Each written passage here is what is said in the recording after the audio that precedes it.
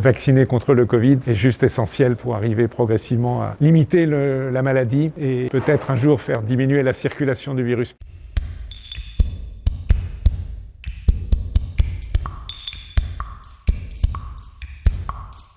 Pourquoi en premier vacciner les personnes les plus âgées? Alors c'est vraiment les personnes les plus âgées et qui sont en établissement. C'est une notion importante parce que ces personnes cumulent deux risques. D'une part, malheureusement, du fait de leur âge, on sait que la maladie est susceptible d'être plus grave et mortelle. On sait que 8% des personnes âgées de plus de 80 ans, lorsqu'elles sont infectées, décèdent de l'infection virale. Et d'autre part, elles sont les plus exposées parce qu'elles vivent en collectivité. Et on le sait tous, qu'en EHPAD, par exemple, il y a eu beaucoup de clusters avec beaucoup de cas dans une même institution. Donc c'est à la fois les plus vulnérables et les plus exposés.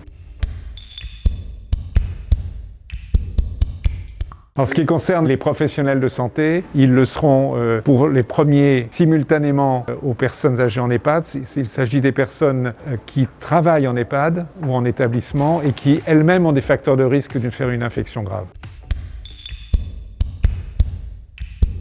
Pour ce qui concerne les autres professionnels de santé, ils seront vaccinés dans la vague suivante, donc février-mars, en tous les cas pour ceux qui ont plus de 50 ans ou qui sont à risque. Donc à nouveau, personnel de santé au sens large, c'est-à-dire santé, et aussi personnes travaillant dans le domaine médico-social. Donc ce sont aussi une population qui cumule des risques pour certains de vulnérabilité à cause de l'âge ou des facteurs de risque associés et parce qu'ils sont très exposés.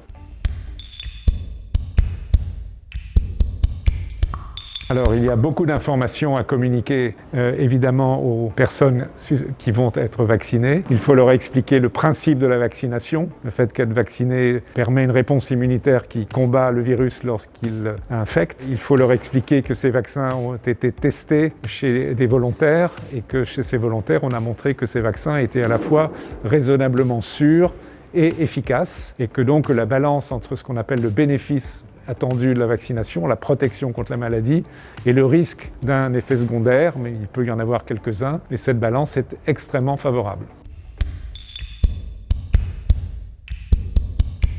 Pour l'instant, il y a encore relativement peu d'informations concernant la vaccination de personnes ayant déjà eu l'infection. Il y a quelques données qui montrent que cela ne provoque pas d'événements indésirables et peut-être sans doute une réponse anticorps plus forte. Donc pourquoi pas? Néanmoins, il faut tenir compte de l'avis de la Haute Autorité de Santé qui vient d'indiquer que pour les personnes ayant une infection et qui savent qu'ils ont une infection, on attendra 3 mois avant la vaccination.